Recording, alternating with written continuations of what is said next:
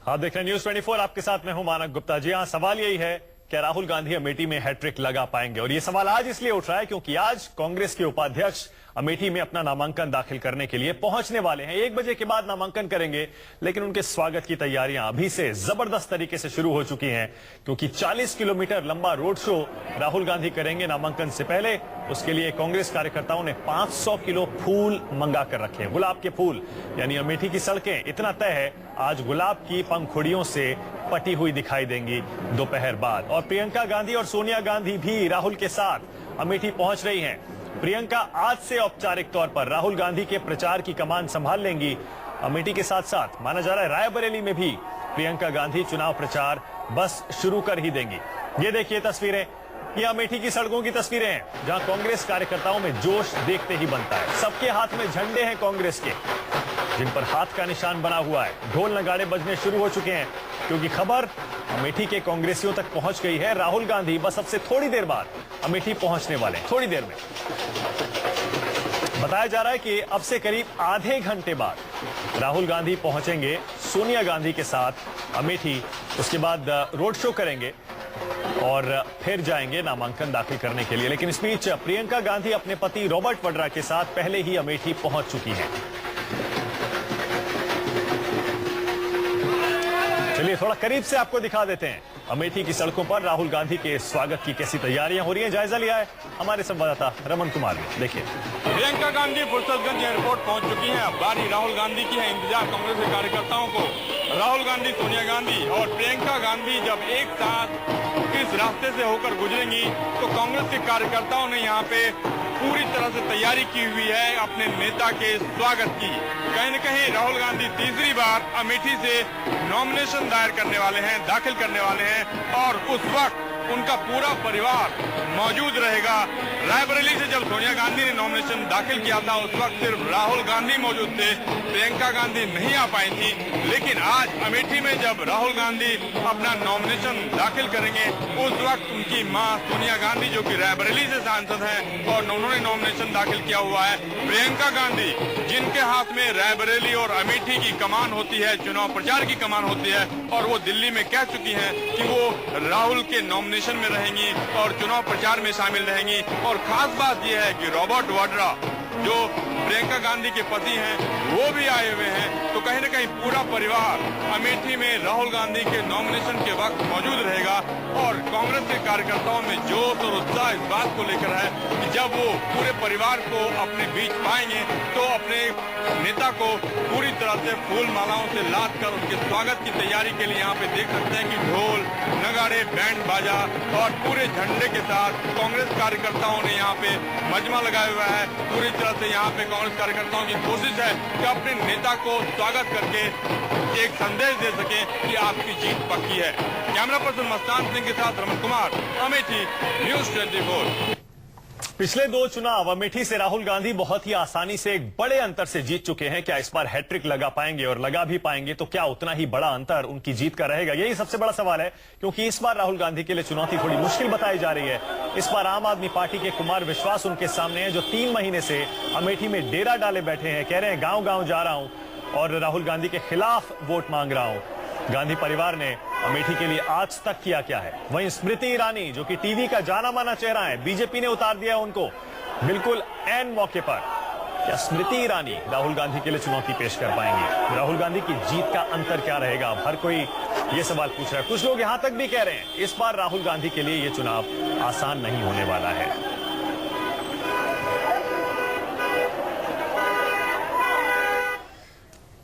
कांग्रेसियों ने लेकिन दावे करने शुरू कर दिए हैं। कांग्रेस के नेता प्रमोद तिवारी क्या दावा कर रहे हैं? अमेठी में कह रहे हैं बाहर से उम्मीदवार जो आए हैं अमेठी में उनको खाली हाथ लौटना पड़ेगा। सुनिए क्या कहा कांग्रेस के नेता प्रमोद तिवारी ने। मैं नहीं समझता कि चुनाव लड़ रहे हैं, वो 7 मई का इंतजार कर रहे हैं। 7 मई जैसे खत्म होगा, शाम को चिड़िया पेड़ों पे जाएंगी और ये दोनों बाहरी जो पर्यटक आए हैं ये 7 मई को पहली गाड़ी से पकड़कर अमेठी से चले जाएंगे। जनता ने उन्हें निराश किया है, दुखी है वो। अमेठी की जनता का रिश्ता राहुल से एक दिन का नहीं है, ये रिश्ता राजू जी ने बनाया, सोनिया जी ने बनाया, आज राहुल जी से मजबूत कर रहे हैं। है, क्योंकि मैं ही बगल के क्षेत्र का रहता हूं, कम से कम 4-5 बार अमेठी आता हूं। अमेठी की जनता इस बार कीर्तिमान बनाएगी और राहुल गांधी सबसे ज्यादा वोटों से जीतेंगे।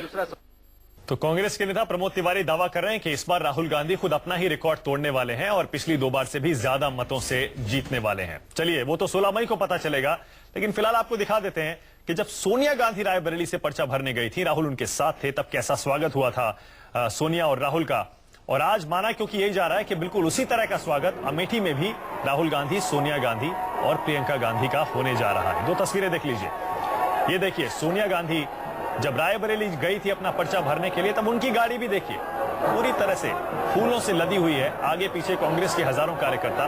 राहुल गांधी गाड़ी चला रहे थे उस समय, ये देखिए शीशे पर से बार बार फूल हटाने पड़ रहे थे, फूल पूरे रास्ते बरस रहे थे। आज भी लगता है कि बिल्कुल उसी तरह का नजारा देखने को मिलेगा जब राहुल गांधी सोनिया के साथ अपना पर्चा दाखिल करने अमेठी में जाएंगे। जल्दी से आपको रमन कुमार के पास ले चलते हैं। स्टूडियो में भी खास मेहमान है हमारे साथ, प्रदीप जी और विनोद अग्निहोत्री। रमन, जल्दी से बताइए क्या हो रहा है रमन वहां पर इस समय? राहुल गांधी कितनी देर में पहुंचने वाले हैं?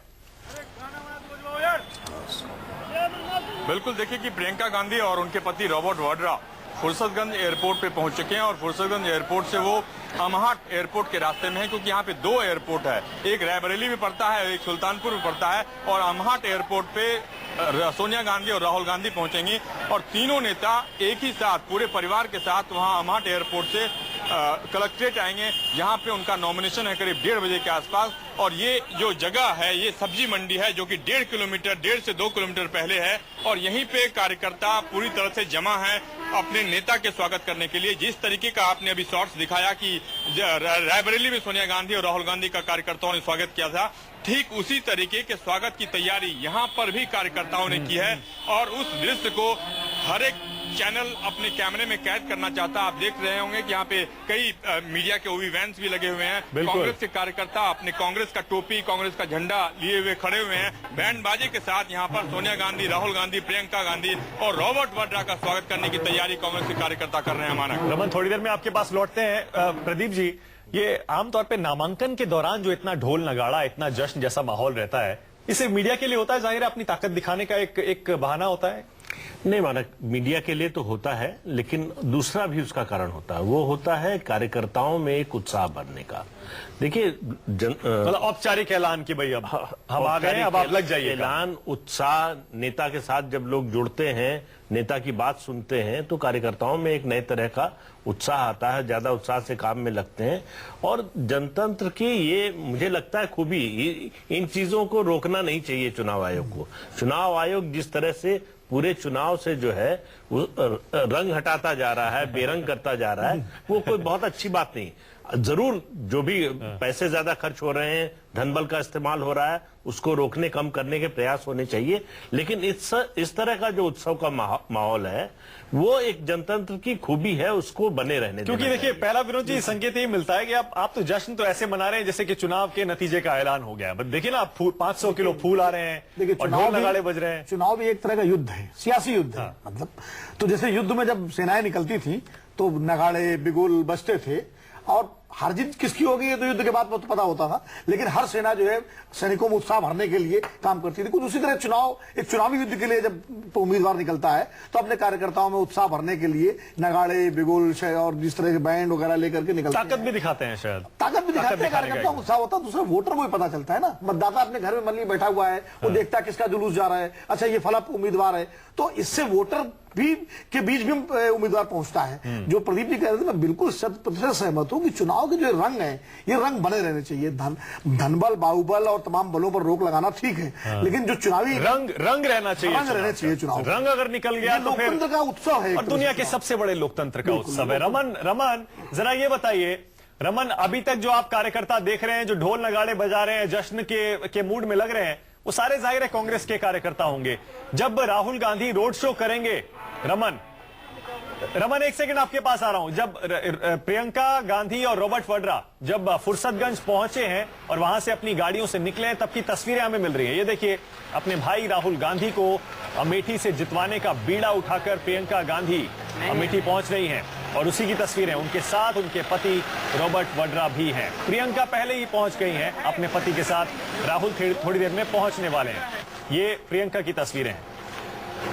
रमन, जरा बताइए, अभी तो कांग्रेस के कार्यकर्ता आपको दिख रहे होंगे ढोल नगाड़े बजाते हुए, बाद में जब रोड शो होगा उसमें कितनी भीड़ जुटती है, कौन कौन लोग होते हैं?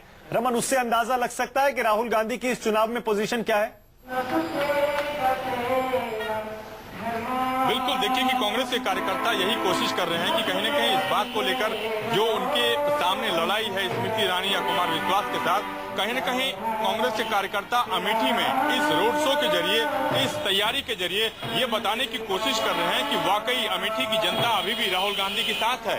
पूरे देश में अगर नरेंद्र मोदी की लहर बताई जा रही है या दिल्ली के विधानसभा चुनाव में आम आदमी पार्टी को बड़ी कामयाबी मिली हो और उसी के बाद कुमार विश्वास ने अमेठी में राहुल गांधी को टक्कर देने का ऐलान किया और अरविंद केजरीवाल कुछ दिनों के बाद अमेठी में खुद कैंप करेंगे और स्मृति ईरानी लगातार चुनाव की तैयारी कर रही है, चुनाव कैंपेन कर रही है और वो बताने की कोशिश कर रहे हैं कि 10 साल में जितना विकास अमेठी की जनता का होना चाहिए या अमेठी का होना चाहिए, उतना विकास राहुल गांधी के सांसद रहते नहीं हुआ। इसीलिए वक्त आ गया है परिवर्तन का। तो राहुल गांधी या कांग्रेस के कार्यकर्ताओं के सामने बड़ी चुनौती है कि इन दोनों नेताओं की बात को किस तरीके से आम जनता को समझाएं। इन दोनों की नेताओं की बातों में सच्चाई नहीं है। बिल्कुल ठीक है। रमन, लौटते हैं आपके पास। प्रदीप जी, सवाल वही है, मैं वही पूछ रहा हूँ, रोड शो में कितनी भीड़ जुटती है और कितने आम लोग होते हैं? शायद उससे हम थोड़ा अंदाजा लगा सकते हैं कि राहुल गांधी के लिए कितना सपोर्ट है अमेठी में। निश्चित या आपको लग रहा है कि कुछ लोग देखने भी आ सकते हैं, चाहे वोट दूसरी तरफ दें? नहीं, ये तो बिल्कुल होता है। जितने भी चुनाव के दौरान जितनी भी सभाएं और इस तरह के रोड शो होते हैं, किसी पार्टी के हों, उसमें ऐसे लोगों की संख्या काफी रहती है जो उस पार्टी के वोटर ना हो, जो उस पार्टी के समर्थक ना हो। देखने के लिए लोग भी, वोटर भी इससे अंदाज लगाता है कि हवा किस दिशा में बह रही है, मजबूत है, किसके रोड शो में या किसकी चुनावी सभा में कितने ज्यादा लोग आए, कौन क्या बोल रहा है, वहां किस तरह का माहौल है। तो अपने वोट का फैसला करने के लिए भी वो इस तरह के असेसमेंट करता रहता है। हम एक उदाहरण दे रहे हैं आपको 1984 का। 1984 में पूरे देश में कांग्रेस की लहर थी। जौनपुर में शहर में रात में 8 बजे रामकृष्ण हेगड़े की मीटिंग थी और वो आए रात में 12:30 बजे, दिसंबर का महीना, सर्दी, खेत में मीटिंग रखी गई थी और उस समय कम से कम 70,000 लोग थे। तो उससे अंदाजा लगा कि भाई यहां से तो जनता पार्टी का कैंडिडेट जो है वो जीत ही जाएगा, लेकिन शायद जमानत पता नहीं बची कि नहीं बची। तो लोग ऐसे मौकों पर लोग सुनने के लिए ज्यादा आते हैं। और विनोद जी, आपको लगता है कि शायद प्रियंका गांधी को देखने भी लोग आज बहुत सारे आएंगे? जैसे प्रदीप जी भी कह रहे थे, आप भी सहमत थे कि प्रियंका गांधी के प्रति बहुत ज्यादा आकर्षण है, खासतौर से उस इलाके में। सहज आकर्षण है, काफी दिनों से, क्योंकि राहुल तो वैसे भी जाते रहते हैं। उस इलाके में रायबरेली और अमेठी में बेटी की तरह है वहां पर, राजीव गांधी के जमाने से, बल्कि मैं कहूँ इंदिरा गांधी के जमाने से पूरा गांधी परिवार होगा। हाँ, ये बच्चे जाते थे वहां पर और उसके बाद से प्रियंका का लगातार जुड़ाव है। और अमेठी के जो कार्यकर्ता आते हैं, अमेठी रायबरेली के, दिल्ली आते हैं, क्योंकि मैं तो जानता हूं तमाम सारे लोगों को, वो आते हैं तो वो प्रियंका से मिलने जरूर जाते हैं। राहुल गांधी से मिले ना मिले या सोनिया गांधी से मिलने, प्रियंका गांधी जरूर मिलने जाते हैं। पूरा गांधी परिवार कब ऐसा होता है कि एक साथ जाता है अमेठी रायबरेली से? आमतौर पर चुनाव के मौके पर जाते हैं, तो उनके लिए बड़ा मौका है। उनके लिए बड़ा मौका है। वैसे प्रियंका, सोनिया, राहुल बीच में भी जाते हैं कुछ कार्यक्रमों में, लेकिन आमतौर पर चुनाव के मौके पर पूरा गांधी परिवार इकट्ठा होता है। ये एक घटना हुई थी मानक, जिससे प्रियंका के को लेकर लोगों के मन में इस तरह की धारणा बनी। वो है राजीव गांधी की जब हत्या हो गई तो उनका अस्थि कलश ले जाया जा रहा था अमेठी। उनका अस्थि कलश ले जाया जा रहा था अमेठी। उस समय रायबरेली स्टेशन पर भारी भीड़ थी लोगों की और बहुत बड़ा पुलिस इंतजाम था। प्रियंका ट्रेन से, कंपार्टमेंट से उतरी और वहां एसएसपी या डीआईजी जो भी ऑफिसर सामने आया, बहुत बुरी तरह से डांटा कि अब किसकी सुरक्षा कर रहे हैं, जिसकी सुरक्षा की जरूरत थी उसे तो बचा नहीं पाए।